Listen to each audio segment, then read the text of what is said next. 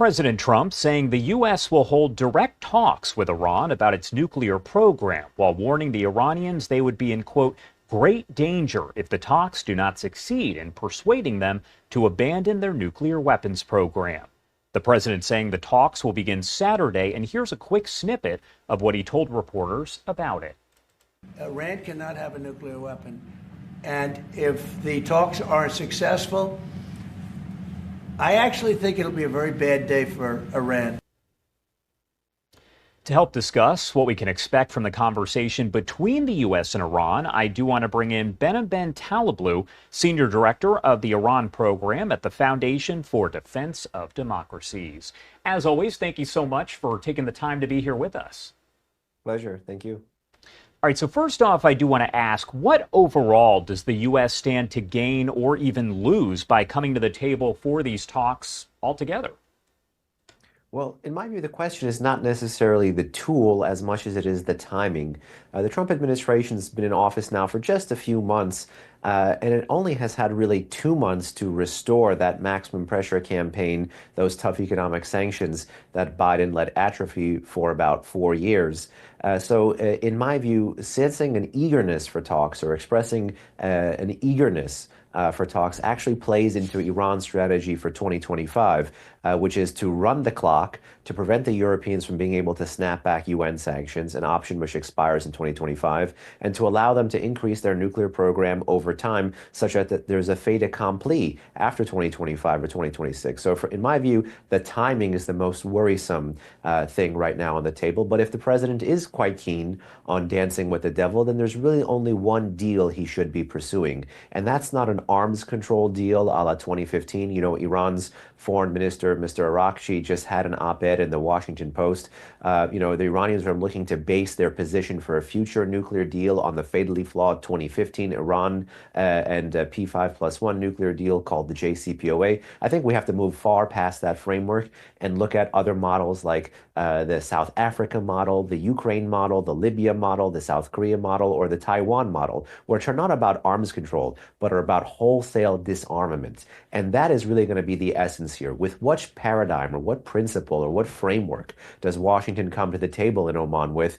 And what do the Iranians say in response to that paradigm or to that framework?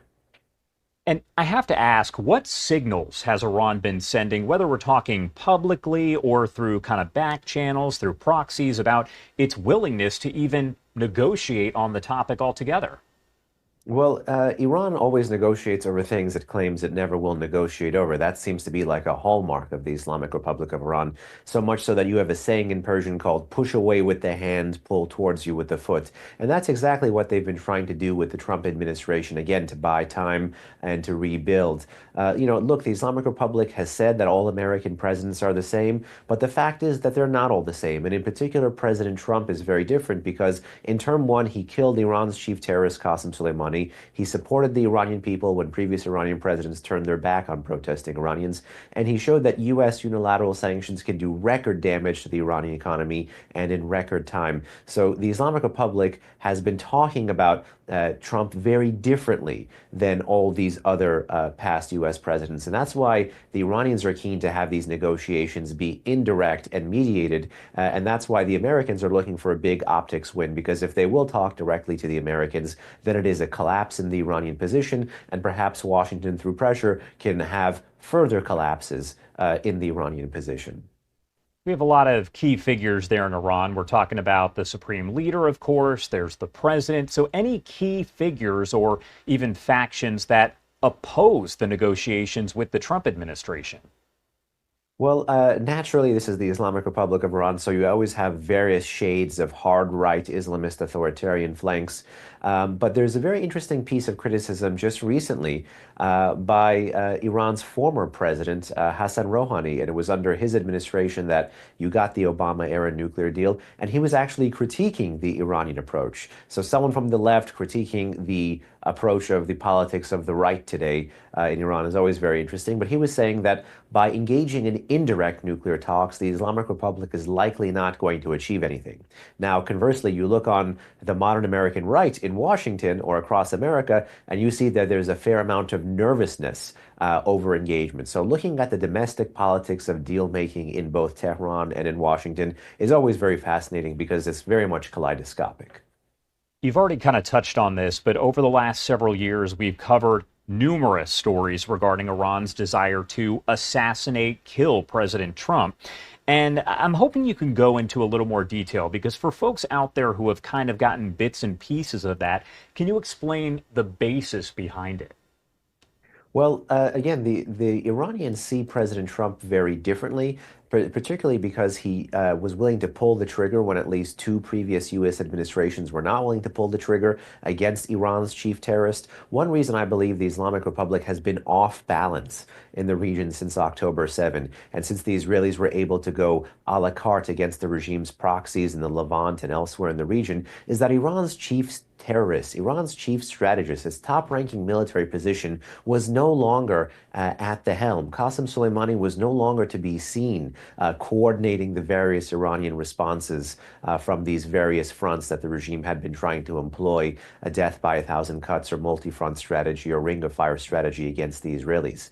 So he really was the tip of the spear when it came to the regime's terrorist apparatus. And Trump killing him really did spook psychologically and politically Iran's most powerful person, which is the supreme leader, Ali Khamenei. So much so that a few years ago, Ali Khamenei had said that the shoe of Qasem Soleimani was worth more than the body or the person who was willing to basically pull the trigger against Soleimani, or the person who had killed Soleimani, who was making a reference to Trump there. So negotiating with Trump directly or indirectly is a very bitter pill for the Islamic Republic to swallow, but it's a bitter pill they're trying to swallow as easily as possible and as cost-free as possible because their economy is in ruins, their military position is shattered, and they only have one very high-risk option here, which is nuclear escalation.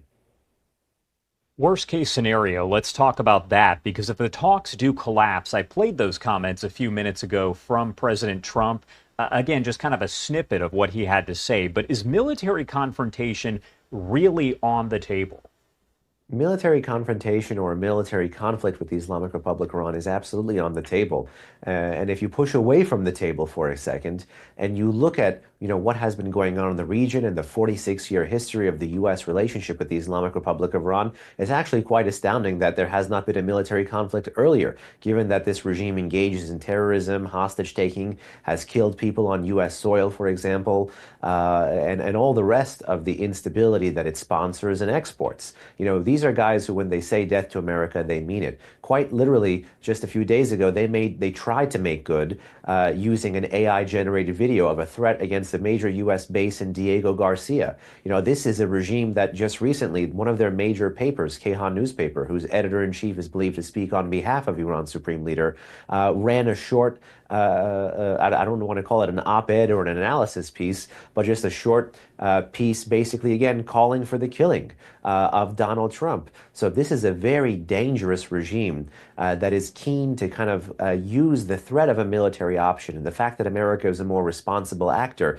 to kind of arrest a larger pressure strategy against America. And one of the successes that Donald Trump has going for him is that he's already used preemptive military force against the regime's proxies in Yemen. He's brought more military assets in theater. The Iranian government is weaker, their regime is weaker, their economy is weaker, some of their projectiles are less capable than before. So there really is a credible military threat that the president is putting on the table, and it would be a mistake for the Iranians to think that that is bluster or Trump beating an empty drum, as some Iranian newspapers have been alleging recently. This is kind of a question that could be difficult to answer or maybe not, so I want to get your take. But is there any possibility of an in-person meeting between President Trump and Iran's supreme leader or Iran's president, or is that an absolute no right now? If it's with Iran's supreme leader, which would be the equivalent, it is an absolute no because that individual simply just does not meet Western political officials. But I would also caution President Trump that's not something he should be seeking. There's very different shades of dancing with the devil, whether it's the Russians, Chinese, North Koreans, or the Iranians. But talking to Tehran is not at all like talking to Pyongyang, where even the president briefly walked into North Korea during his high-level diplomacy with the North Koreans, I think between 2017 and 2019. This is a fundamentally different game. And also within Iran, lest we forget, you have fundamentally the most pro-American population that would suffer if indeed the president would be seen as putting wind beneath the wings of the regime rather than wind beneath the wings of many protesting Iranians. And lest we forget, Trump created a nonpartisan consensus in Washington that the Biden administration built on, and that is supporting the Iranian people. Previously in D.C., supporting the Iranian people was seen as a kiss of death. It's why Obama turned his back on the Green Movement in 2009 and still sought nuclear diplomacy. For President Trump, who showed the world it is possible to have tough sanctions and give real, meaningful political support to the Iranian people from 2017 to 2020, and now reverse course and try to meet with the repressive apparatus against the Iranian people, in my view, would be both a policy, political, and moral own goal. All right. Behnam Ben Taleblu, as always, thank you so much for taking the time to join us here on Live Now. Anything else you want to add? Anything I forgot to ask that you want to make sure we highlight? No, I think we should be set. All right. Thank you so much for joining us here. Have a good rest of your day. You too. Thank you.